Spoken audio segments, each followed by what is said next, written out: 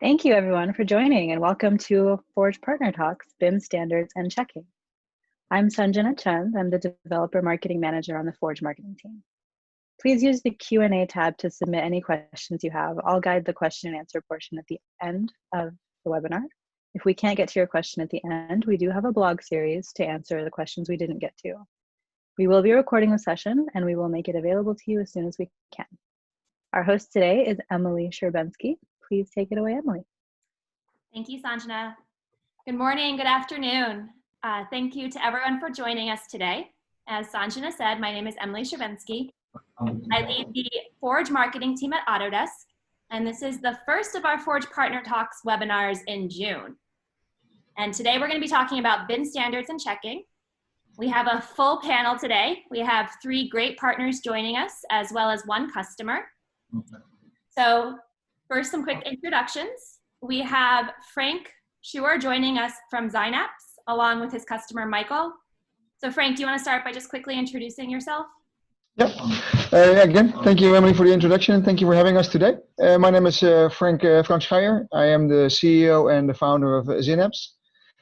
We are founded 4 years ago, and we began developing add-ins for Revit 4 years ago, and 2 years ago we used our technology stack, and we bring everything to a cloud-based solution verified, where we'll tell you more about during this call. Great. Yeah, so that's shortly our introduction. Perfect. And you're joined by Hugh as well on your screen, who's just going to be running some demos for you this morning. Yep. So, thank you. Thanks for joining us. All right, and then Michael, I'm not going to try to pronounce your last name. So, would you quickly? It should be easy. Yeah, it should be easy. Very similar to yours, Polish as well. So my name is Michael Bartyzel, although I am based in London and I work for Buro Happold. Buro Happold is a global engineering firm where we put BIM in #1 spot. We think this is where we can gain quite a lot, and we share our knowledge with others at the same time. Great, thank you. All right, next we have Varun. Varun's the CEO and co-founder of Incircle. Varun, would you like to quickly introduce yourself? Thank you, Emily.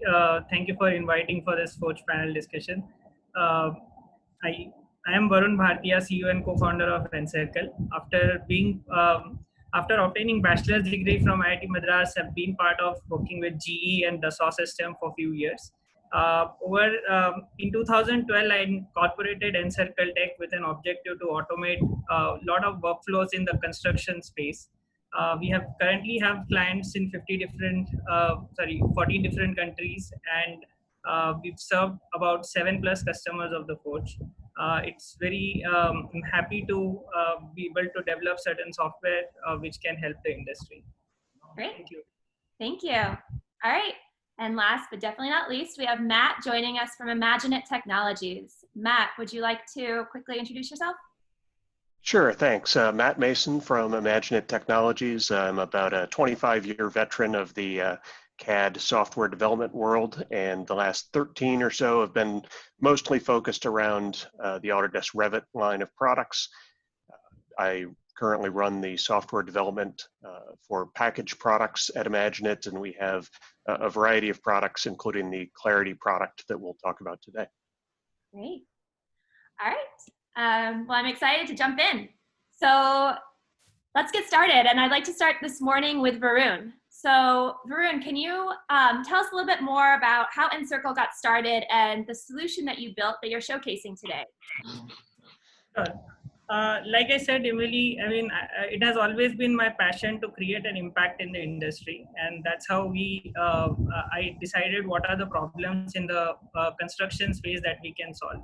And very interestingly, great innovations happen when you take a concept from one domain and apply it very innovatively in a very altogether different domain. That's how we came up with this concept and the idea.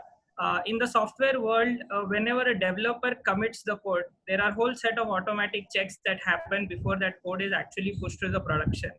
And this is very important because a lot of them are working on the things simultaneously, and any delay in the check can lead to a lot of rework.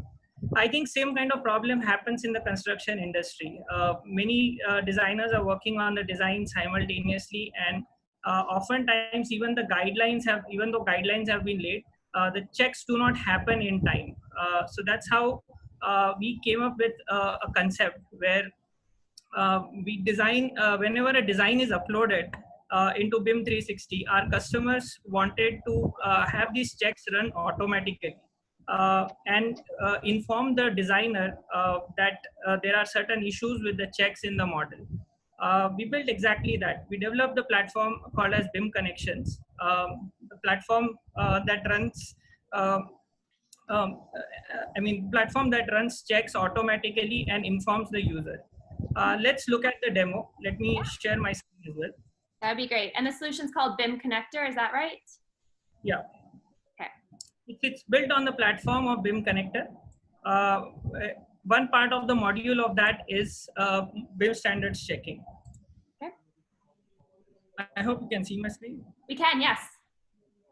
All right. So what we have here is it is important that we create a system such that once it is configured, you don't really need to trigger things every time because that's one thing that does not happen in the industry. So every time a design or a file is uploaded in BIM 360, thanks to very good APIs of BIM 360, we are able to monitor all the activity happening in BIM 360, and we generate the results of model checking. These results are then available for viewing in Forge Viewer.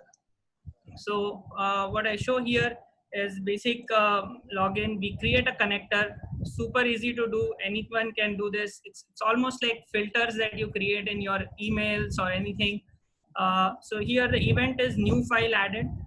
We pick up the folder that you would want to monitor whenever a file is uploaded to a project folder of BIM 360. We choose an action. We want to run rule checker. Again, you can choose where you would want the results to be uploaded automatically. This is where the rules results would be uploaded. And with that, it's done. I mean, that's the only point where we want any design engineer to come on this platform. And after that, he can really forget about it because everything else is now going to happen automatically. Here we are showing a designer is uploading a file into BIM 360. As it does the processing, as soon as the file is uploaded, we are able to process the file on the server, run set of rules. I mean, there are probably 3,000 plus rules in the industry. Currently, we have built few of them, which then runs this result and generate a report. Again, reports can be generated in various formats. This is just one CSV file that gets uploaded back into BIM 360. Along with this, users get notified on their inbox. Like here you can see vehicular accessibility or to refuse room, the garbage collection has to have enough turning radius, sanitary connections, positions of sanitary pipe. There are various rules that you can run, whatever you have configured, and it generates the very nice report of failures and successes in your inbox. As soon as you click on the link or open file, you can review these designs or directly open the file that you've uploaded in your own CAD environment. But we provided this interface to actually view the errors in the model. What you see here is a model loaded in Forge Viewer. You can click on different issues. Let's start with sanitary connections.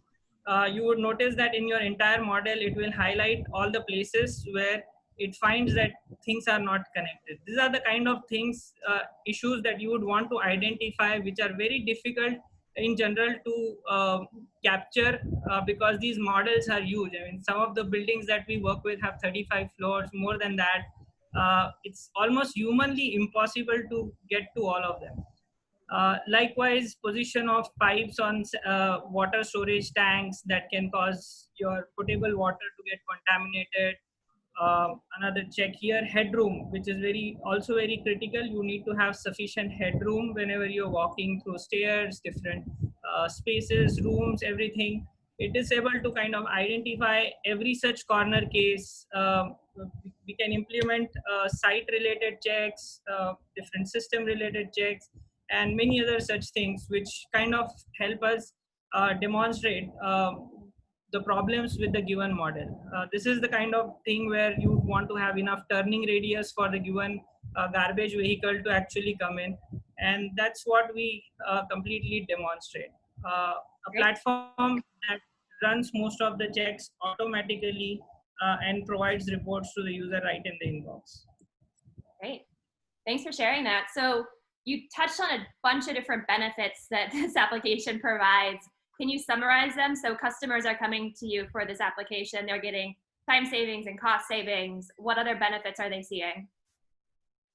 Yeah, the most important benefit is time and cost saving. I mean, lot of rework can add into when these projects go into approval phase from the government, and by that time, sometimes these changes are very costly. Yeah. More I work with the industry, I realize everyone expects things to happen in a click of button. We are almost trying to get to a level where we don't even ask them to click a button. It automatically pops up in your inbox as soon as you uploaded the file. Yeah. I would say that's the best benefit and USP. Yeah. And then how did you use Forge in building this application? Forge, I mean, definitely BIM 360 APIs, very nice, help us to monitor every activity that is happening on the BIM 360. For the viewer, Forge is a good viewer. We did not have to invest a whole lot of time in building a viewer. It provides a lot of functionality out of the box. We can allow users to visualize all the errors, issues right in the Forge viewer. I think those have been the good benefits. Yeah. I think it aligns well with our business model as well. It's a very trigger and action driven system. Every time you see this kind of check is performed, we would we request our that's when the transaction happens, and that's when customers are charged as well. Yeah. So kind of using Forge in the viewer saves you time and helps you save your customers time as well. So yeah, the nicer. Perfect. Okay. And then last question for you. So what's next for you and Incircle and the BIM connector application? Do you have plans for future improvements or enhancements? Yes, definitely. We plan to implement about 300 rules in next 1 year with a big team, and in about 5 years, we also want to extend this to probably 2,500 to 3,000 rules. On the BIM connector platform, the idea and concept there are a lot of softwares that work in the construction industry. Every construction company I've come across invariably works with more than 15-20 different software for the entire end-to-end flow.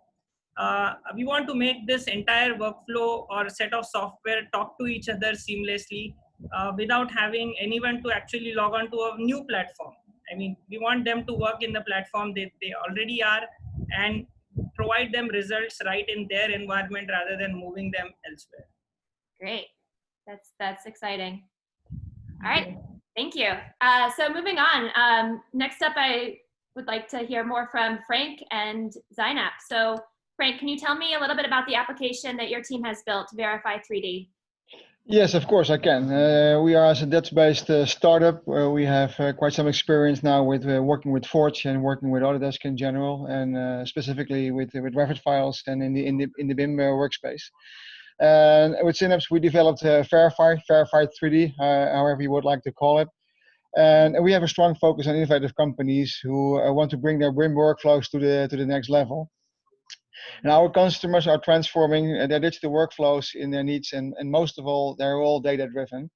And Michael Bartyzel will tell a little bit more about that, how Buro Happold will do that together with us. But the emergence of common data environments as the collaborative platform to the construction industry is a real game changer, and we see that at Xinaps, and we developed Verify 3D for that. And also, we are very proud to also work with some industry leaders, not with Autodesk only, but also with Autodesk resellers like Applied Software from Atlanta, Symmetry from the Nordics, and the UK. But also bigger names like Takanaka, also Buro Happold, TBI in the Netherlands, McCarthy in the US. So yeah, we built together with them a lot of knowledge, and we brought it back into one solution. It's verified. And Again, next to me is you, and yeah, he can give a small demo, share a quick demo about how we use and how our customers using Verified 3D in combination with the Autodesk tool sets. That'd be great. Okay. If I go to share my screen. Mhm. Yeah. So you should be seeing my screen. What we're going to show you today is the integration with BIM 360. It's been a focus of our efforts in recent weeks. Verify 3D is a cloud-based model checker, and integrations like the one you're just seeing with BIM 360 is very important. We're also looking at other integration platforms. The main aim of the program is for general contractors, subcontractors, and AEC professionals. And the focus is on improving data quality. So the data quality needs to be checked against project requirements to report flaws and to avoid potentially costly errors. I think this is a good moment to begin to show you. So for example, this connection is with one of our user groups. It's simply a matter of logging into Autodesk BIM 360.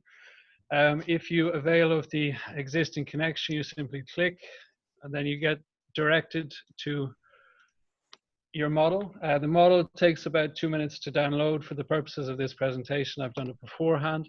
What you have on the left-hand side is you have your existing files, you have the BIM 360 connections, and then you have a connection to a plugin we have in Revit. The next step down is associated with filters. What happens with the filters, it allows you to run property checks on the information within the model.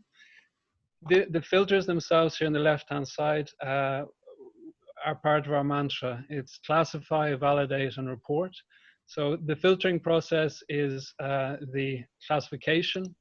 The rules are associated with the working together of those filters against the project requirements. And then you can report with an issues report at the bottom.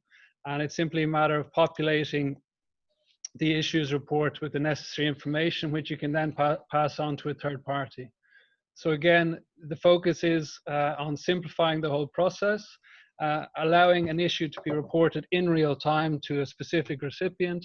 You can then add whatever type of information you want.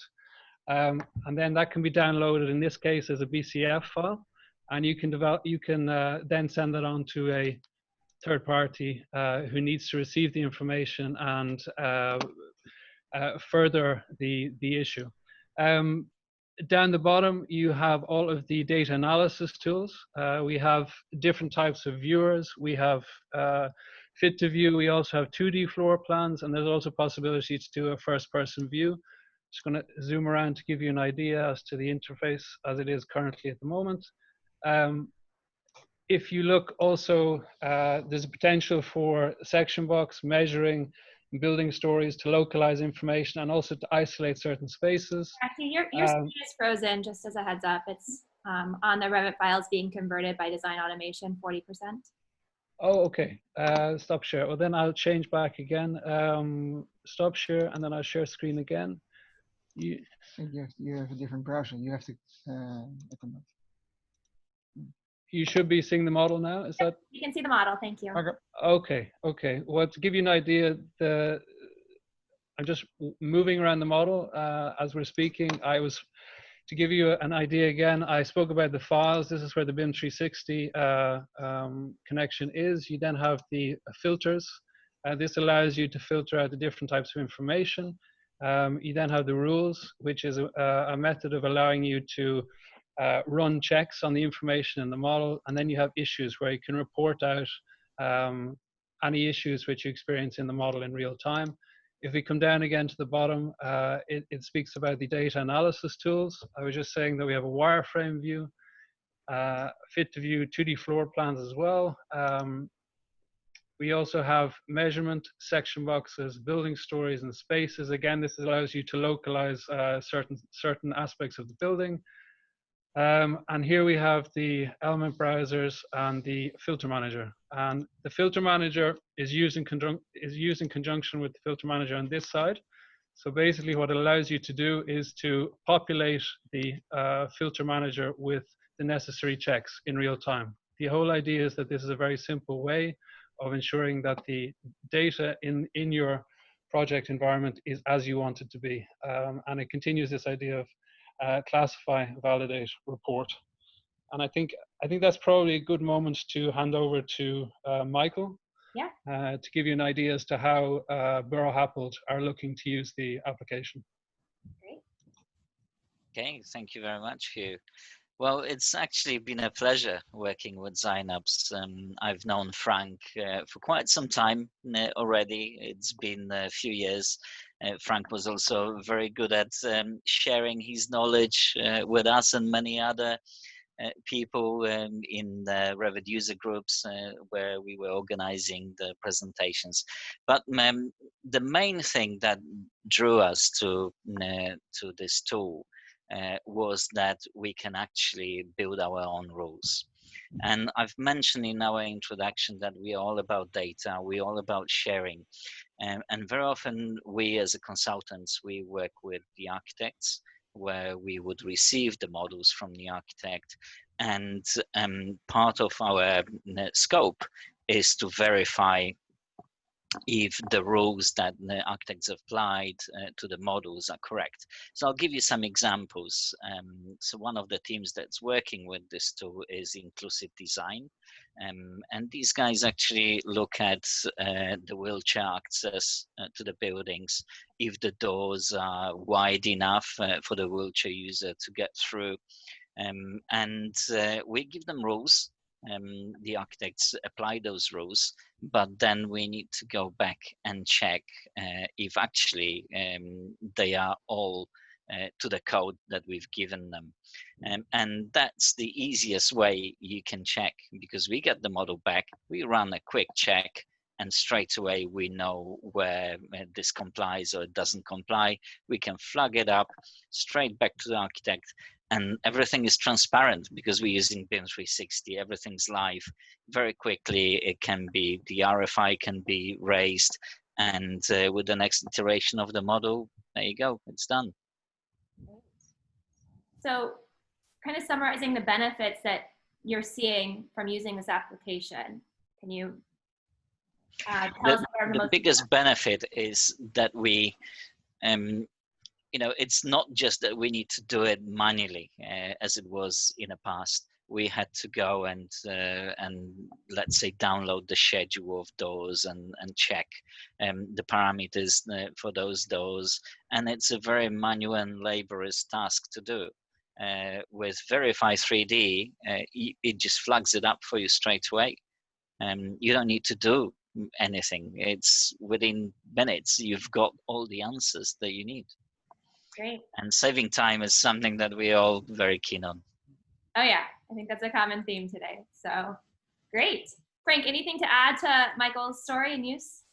Yes, for Michael particularly, because they're also testing and rolling out BIM 360 and the seamlessly integration with BIM 360, and that's also maybe an answer on your next question. How do we use Forge?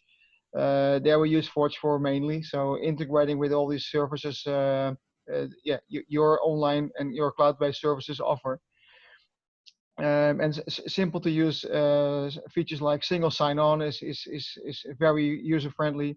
The interface and again pushing issues, not only downloading issues but also pushing them to BIM 360 issues, is for a lot of users a very, very big benefit, because there you can manage all your issues at the same place at the same time, and everybody has, like Michael said, transparency, so everybody can see which issues are still open and which issues are solved. And that's literally something you see a lot of companies still doing manually, and you have to monitor that and maintain that manually, and that costs again time, but it's also very error prone, like Incircle said before.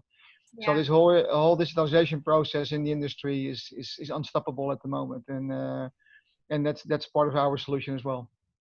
Okay, and most of your other customers that you're finding, are they using Verify 3D and finding the same benefits as Michael was? Is the use case generally the same? It depends on the target audience, because Michael is, like he said, more an engineering practice. We also focus on general contractors, and general contractors are even more on a visualization than on data. Michael is has a very advanced team, and is keen on data, and the general contracts are more keen on the visualization itself. So that depends on who you talk to. But yeah, in some cases there's an overlap and they're quite similar. Great. And then what's next for either Xinaps or for Verify 3D? One of the biggest thing is an open API. So a lot of customers wants to use the viewer only, for example. Other ones say, hey, I don't need a viewer, just need the data. Creating, importing their own rule sets. At Buro Happold, for example, they have bunches of rule sets themselves. They have lots of scripts and in Excel set up rules themselves, and they want to import. So this is a really important thing.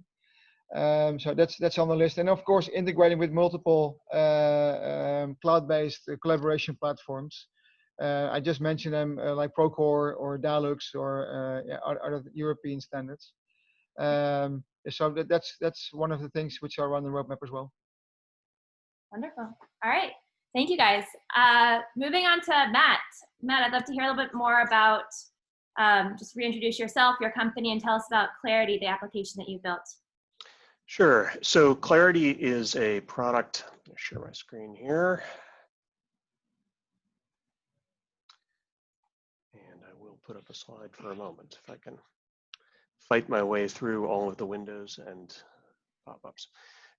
So Clarity is a product that's existed since 2012, and it actually started out, and actually still really is fundamentally an on-premise product as opposed to a cloud product.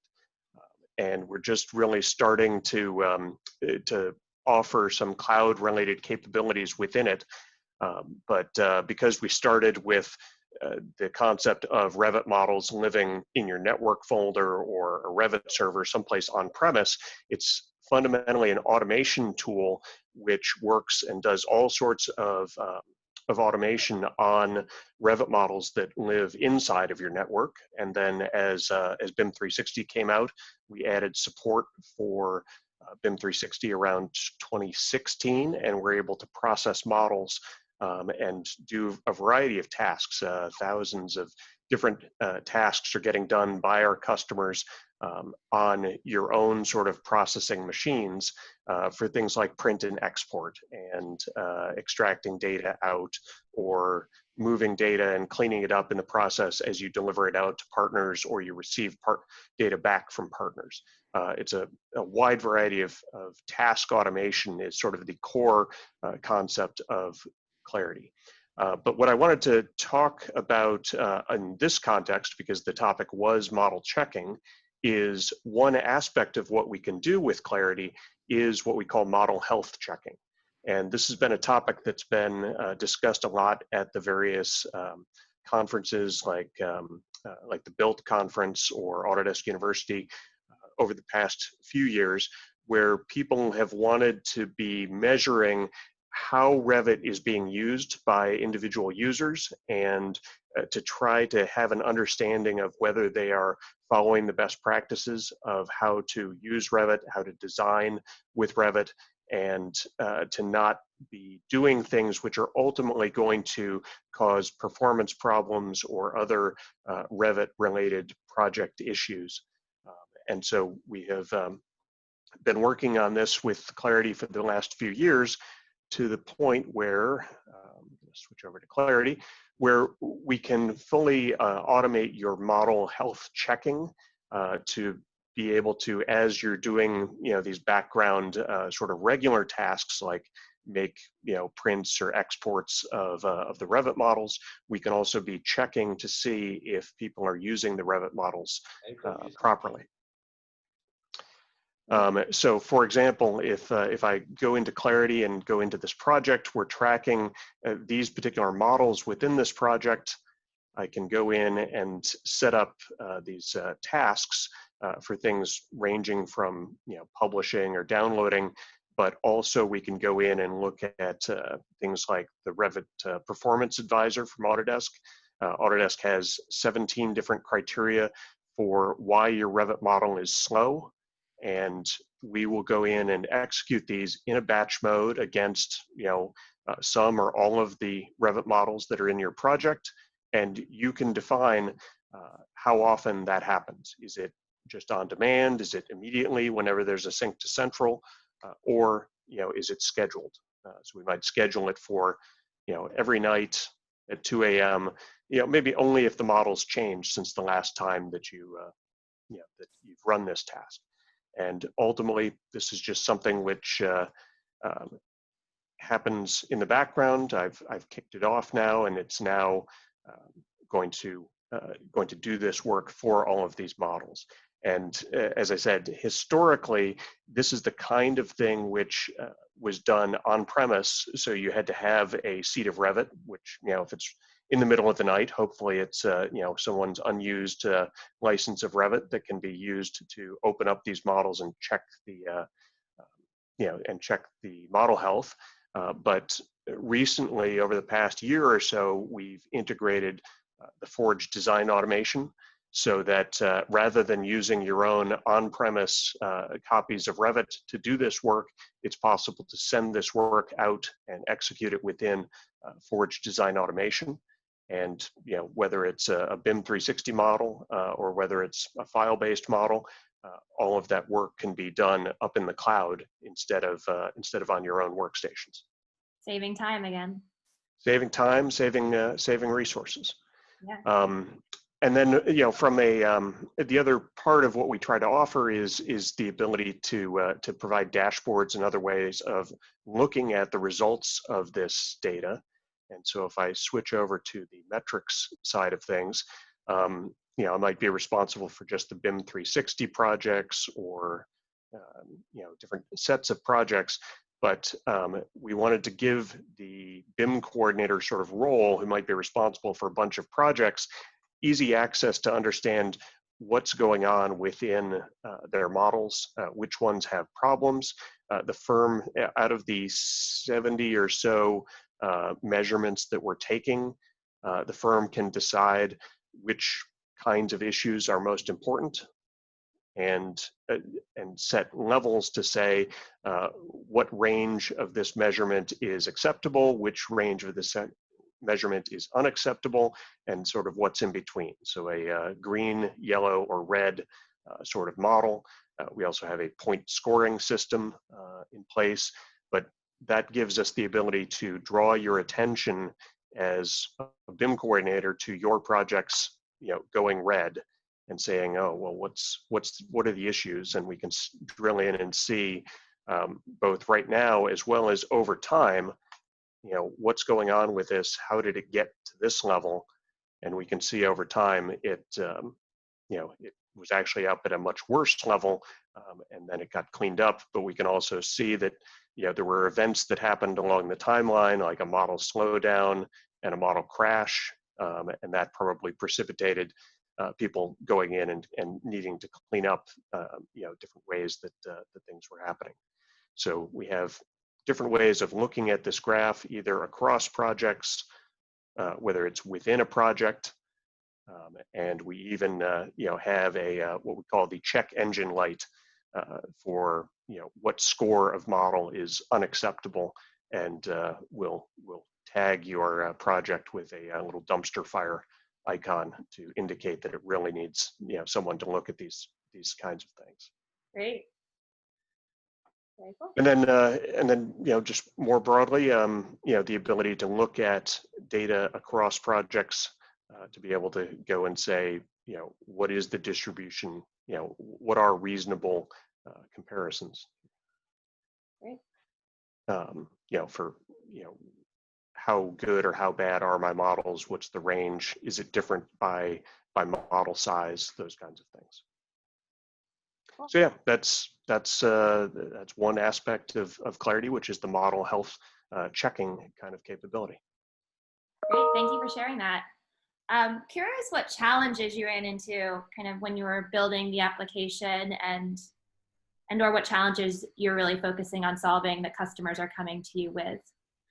Well, when we originally were building the application, we were trying to do something that that Revit is not really designed for, which is operate in a batch mode. And really, when Forge Design Automation came out, that was really a use case where that's really what the Forge Design Automation is built for, is to run that in a batch mode. And so, we did all the hard work, using the tool in a way that it was not designed for. And now with Forge DAA, we've got a tool that's sort of purpose built for what we're trying to do here. Great. And then what's next for Clarity?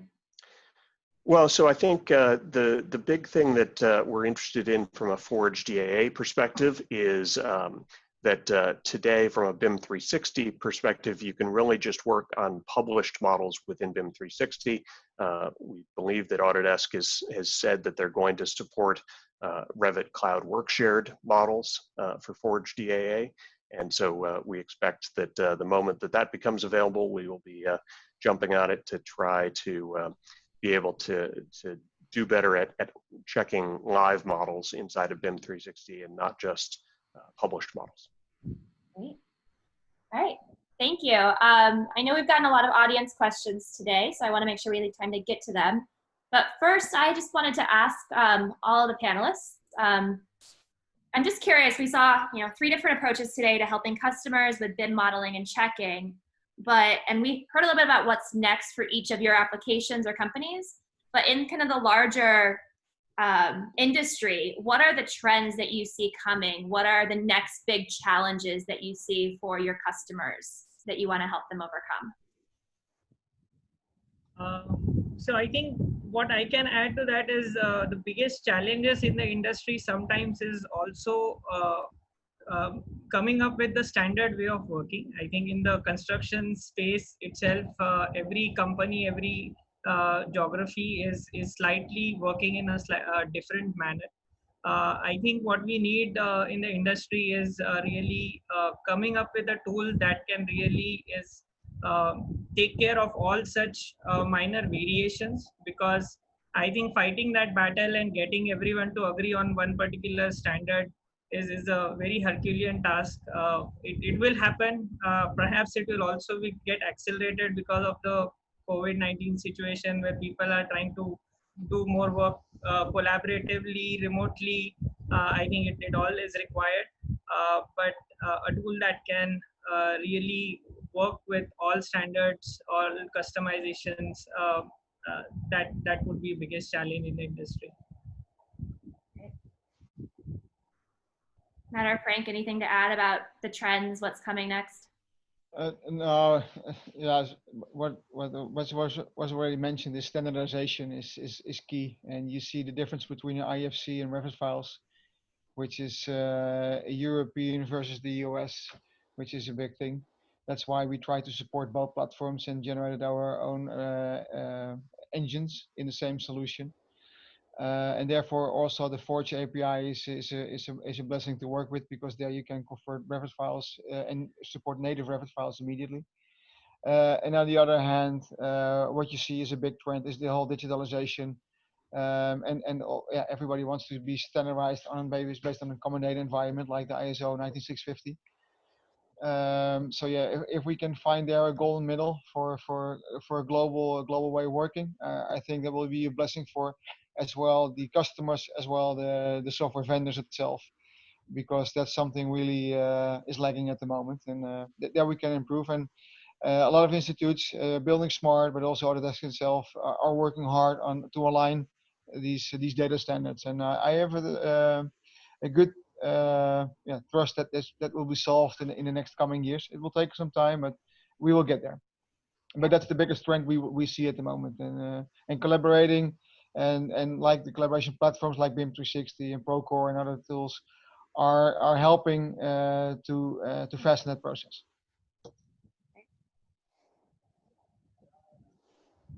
All right. Well then, let's open it up to questions from our audience. Sanjana, do you want to let us know what's on their mind?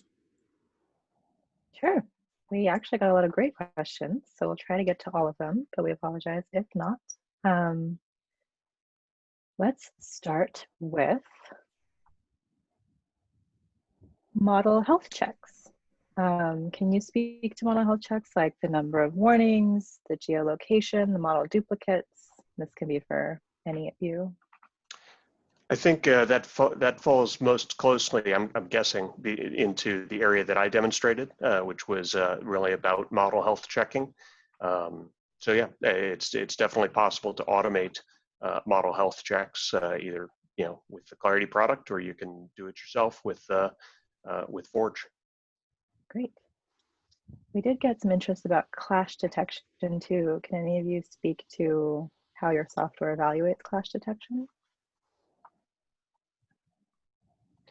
Yeah, I can answer that specifically for our solution. What we are, where we are working on, and we are piloting it with some customers, is the real clashing of several models. So you have the architectural model, the structure model, the MEP model, and therefore we will come with a real clash detection solution. And when you can upload link models and check different versions versus each other. So yeah, definitely there's coming a solution for it, and that will be available around the end of July in our case. So it's on the roadmap, and it's one of the most asked questions from our customers so far. And go ahead. Go ahead. What we've done is to work with BIM 360 model coordination, and we've added some enhancements to that our customers wanted from an automation perspective, to be able to trigger live models to be pushed from their sort of live model in BIM 360 directly into model coordination on a schedule, and then making use of the clash detection that's inherent in the BIM 360 model coordination. Yeah, and likewise to add, I mean, it's a very important requirement. The first thing that needs to happen before any of the standards can be checked is the clash detection. So definitely, first step that we do is do all kinds of checks, which are basic requirement, whether it has all the information and also the clash detection, and provide that feedback right back to the designer. This question is specifically for Michael. Do you guys set some modeling requirements for architects before receiving the model, or do you just submit them under some parameters that you decide and verify? So thank you very much, Tiago, for submitting that question. Absolutely, that's the answer. What we normally do, we sit down with the architect before we even start the project, and we agree certain rules. So for example, if I want to see the door, I want to see that door as a category door rather than generic object. It very much needs to follow that pattern to make sure that fidelity of the models is correct. So yes, absolutely, sit down and agree with them. And then if they don't follow, just go and gently nudge them a little bit and they will do. Good philosophy. Matt, you answered this question a bit, but maybe you can go a bit further into it, or anybody else can also provide their own. But how simple or complicated is it to transfer or link models within BIM 360 models to the IMAGINiT model checker setup? There's a bit more around the Forge aspect here. Yeah, I mean, so with the product, I mean, it's easy to, I guess I'm not entirely sure if I understood the question about whether they were talking about, connecting or sort of starting to work with BIM 360 models inside of Clarity. That's a very easy process. 2 minutes and you're connected up and we're working on your models. But I wasn't sure if they were saying that or talking about using the Clarity product to automate migration of models or linking of models. That's also something we do. I would say that's automatable, but it's not quite simple because there's a lot of complexity to deal with there. But it is something that we do automate. Great. This is a question for everybody, really, around COBie. Did I say that right? COBie validation. Is it built in? If so, how and when do you map Revit parameters to COBie parameters? How do you account for custom parameters, and how do you account for offline attributes, like those maintained outside of Revit? It was directed to everybody, so anybody, please feel free to jump in. Who wants to go first? Matt, you first? You're very kind, Frank. Thank you very much. So we don't do any COBie checking in our product. The most that we do is automated COBie exporting, but it's really just leveraging the Autodesk interoperability tools for COBie export. So it's really just making the COBie export happen in automated fashion, not actually doing checking at this point. So. Yeah, we have chosen for a different way of supporting that. COBie is actually an Excel list with a bunch of rules in there, and that's it. So it's very static. So what we have, and you showed us the rule editor, so you can set up your own rules there. So you can build in your own templates with COBie requirements, for example, and you can save and store these rules in the application, and you can use them over and over again. So you're able to create your own COBie overview in our application yourself. And the next step is, I already mentioned it, but we come up with an API or an import solution where you can, in one click of a button, one click at the button, you can import all your COBie standards right away, and then you have it in our application. We make everything really very customizable. For, like Frank said, rules have to be very customizable. Everyone uses it very differently. However, we currently don't support COBie, but that's on our roadmap. Great. This one is also from Ignacio. I work for a meteorology company in Spain. I would like to check the model with real construction through point cloud using recap files. Do you think that is possible in a short time period? Yeah, that's a very good question, and a very relevant question, because you see the popularity of point cloud is reaching is growing aggressively. The disadvantage of point cloud is that it's very heavy, and uploading point cloud solutions in a cloud environment is still very challenging. You see everybody's working on it, and it's improving, but it's not there yet. So, or you have to import your point cloud file into a normal Revit file and then upload it through BIM 360 and then to the solution. That might be the best and the shortest workaround so far. Or the point clouds, must be smaller and being downsized to 400 or 500 megabyte files. Otherwise, it's undoable to run these in cloud solutions. So yeah, and of course, everybody would like to have a digital twin, or compare its point cloud with the drawn model from an architect from a year or 2 years before. So yeah, it's coming, but you have to be patient. Ignacio, to add to that, I think it's a very interesting problem in the industry, and we have made some leaps in solving that problem. We actually apply machine learning to interpret the point cloud data and automatically convert that into BIM models. We are able to automatically segment point clouds, even identify pipes in the ceiling point cloud, and convert that into Revit models.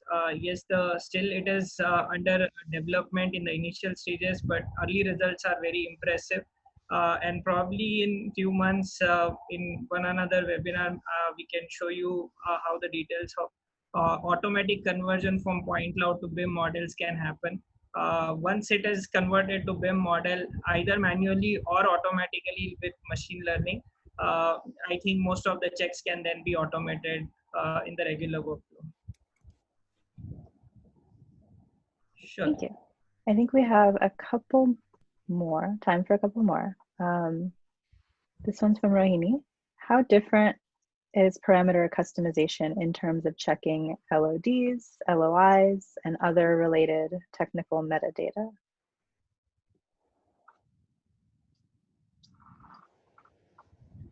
Anybody's welcome to jump in on that.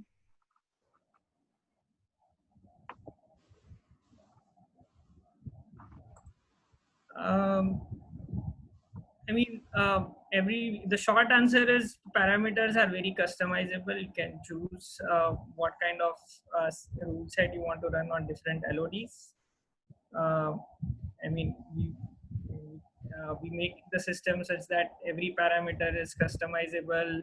You can add your own set of parameters to check for, but probably the specific we can discuss offline.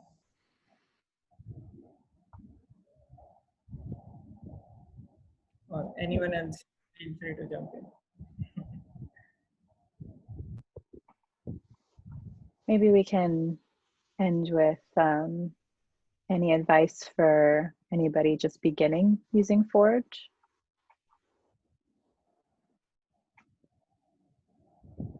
Well, I mean, I will say if you do have an opportunity to attend, or if we ever have in-person Forge accelerators again, that was a very valuable experience for myself and my team, was coming to a Forge accelerator event. And I know you have virtual events as well, but yeah, the Forge accelerator event did a great job of sort of giving us sort of intensive focus and access to to some really knowledgeable people at Autodesk, and really got us off the ground in terms of our Forge integration work. So I highly recommend it if you can manage. Yeah, I have a more generic mantra. Sorry, a more generic mantra. Think big, but start small. And Michael knows that. He knows my phrase there. So I used that with Happold before as well. Think big, but start small. Yeah, and then likewise, I support what Matt said. I mean, team at Autodesk is very supportive. Apart from the Forge Accelerator, there are a whole bunch of samples that you can look at. And of course, as certified system integrators, if you do need any custom help in building any such software, Incircle is always available to help you in the process.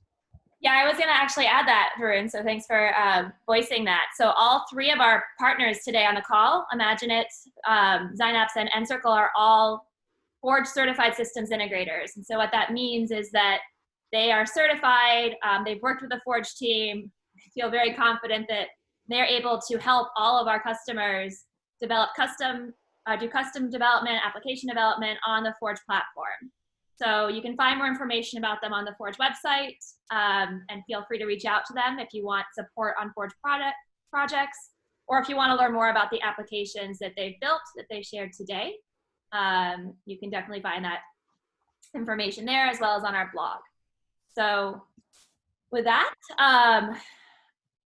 the session has been recorded today, and we're going to post that recording link on our blog.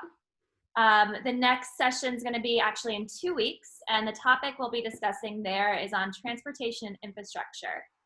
So we're going to hear from partners who have built innovative solutions in the transportation industry and learn how their customers have been able to lead more efficient and lower cost infrastructure projects. So you'll get a follow-up email from this session with a link to the recording, as well as a direct link to register for our next set of webinars. And again, all this information is on our blog as well. The URL is on the screen right now. Thank you to Michael and Frank and Hugh and Matt and Varun for joining us this morning and sharing all of the great work that they have done. And thanks to all of you in the audience for tuning in today. I hope that you guys have a great rest of your day. Thank you. Thank you. Thank you, Emily. Thank you for having us. Thank you. Have a great day. Bye-bye. Bye.